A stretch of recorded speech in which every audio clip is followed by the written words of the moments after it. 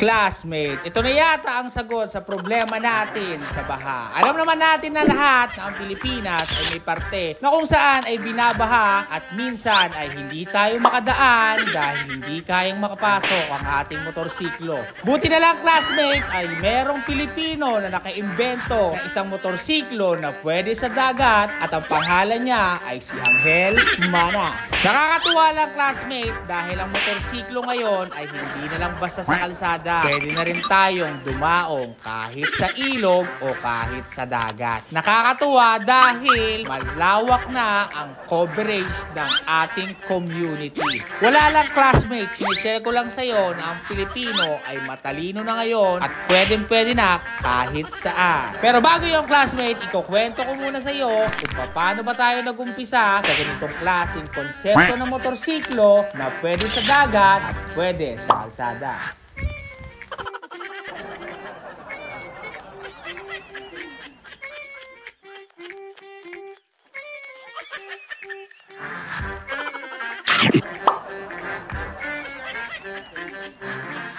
Pero alam ko, classmate, ay marami sa inyo magtatanong ano nga ba ang jet ski. Para sa kalaman nyo, classmate, ang jet ski ay tinatawag na sports vehicle na ginagamit ng mga mayayaman sa tubig. Yes, typically pang tubig talaga to o mga dagat na ginagamit nila na para nakakapagbaybay sila sa malalayong lugar. Pero sa atin, sa isang typical na tao ay hindi natin afford yung ganitong klaseng bagay para mabili. Dahil kung tutusin, ang presyo nito ay hindi makatarungan dahil ang mga nakita ko ay umaabot ng milyon-milyon na hindi para sa atin.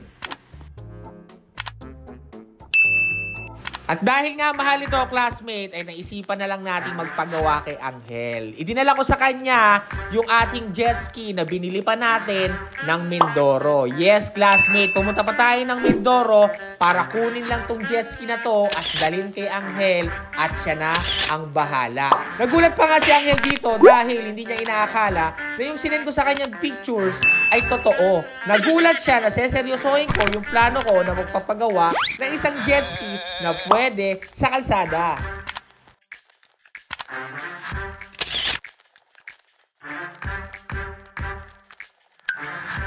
After ko ang ibigay kay Angel ay inumpisahan nilang biyakin yung ating jet ski. Ang original na plano nila ay hatiin lang to sa dalawa upang maipasok yung gilong simula sa ilalim papunta sa ibabaw. Kaya ang ina-expect lang nating, classmate, ay magiging madali lang to, pero hindi yun yung nangyari dahil umabot yata kami ng 1 buwan para lang magawa to ni Angel. Pero nakakatuwa, classmate, dahil after 1 month ay natapos ni Angel at eto na ang kanyang naging itsura.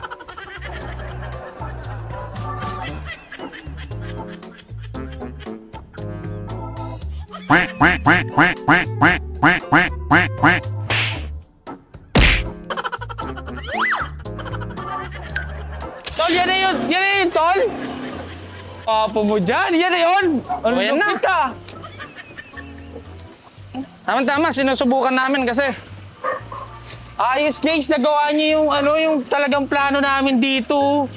At ayun na, classmate, after 1 month, ito na nga yung release paper ng ating jet ski kay Angel. Yes, pinuntahan natin siya dahil sinabi niya sa atin na okay na daw yung ating jet ski at pwede ko nang bisitahin at pwede ko nang tignan. At magdala daw ako ng sasakyan para pag okay na sa akin ay pwede nating dalahin. At tuwan-tuwa ako dito dahil yung itsura sa pictures ay yun din yung itsura sa actual dahil sa ganda ng pintura na ginawa ni Angel. Kaya dito ay puring-puri ko siya. Sinabi ko sa kanya, tol, thank you dahil nagawa mo yung tinatawag na pangarap ko na magkaroon tayo ng sarili nating version dito sa Pilipinas. Yes, classmate, version natin dahil may nakita kami sa ibang bansa na meron din palang gumawa na itong ganitong klaseng jet ski na nagba-viral sa Instagram, sa TikTok at sa Facebook.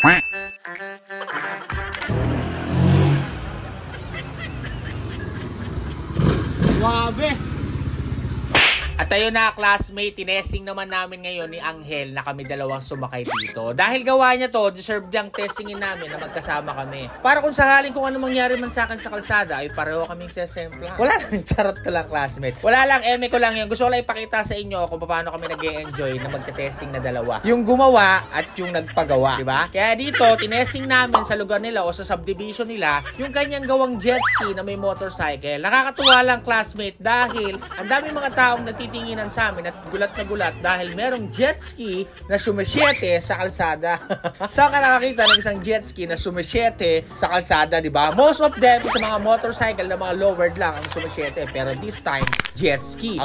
Jet ski ang sumisyete, classmate. Kaya dito ay enjoy na enjoy kami at kami ay nag-strolling sa kanilang subdivision at maya-maya ay pumunta kami dun sa medyo malayo pero part lang ng lugar nila na bukid at nakakatuwa, classmate. Apakasarap palang gamitin nito dahil yung pakiramdam naghahalo. Yung tinatawag na motorcycle feels at saka jet ski feeling. Dahil meron itong tinatawag na torque na maririnig mo na similar na maririnig mo kapag sumakay tayo sa jet ski. Yung tinatawag na arangkada, classmate. Magkakaroon siya ng tinatawag na ganong klaseng feeling na yung pakiramdam mo ay para ka rin nasa tubig. Pero paalala lang, classmate, ha? Itong video na to, itong jet ski na to ay for fun only. Hindi natin ito ginagamit all of the time at ito ay ginagamit lang natin for the content. Kaya huwag kayong masyadong eme dyan ng eme na ketchup magtatawag kayo ng mga kung ano-ano dahil for the vlog purposes lang to at hindi mo to madalas makikita sa kalsada. Gusto ko lang ipakita sa iyo na lahat ng bagay na maiisip mo ay pwede mong gawin as long as determinado ka at as long as ay may plano ka. Diba? Kaya enjoy the video at i-share ko lang sa inyo kung paano namin banking na dalawa ni Angel dito. Hindi kami masyadong mabilis dito, classmate, ha. Naka-fast forward to ng 2 times kaya mukha lang tong mabilis.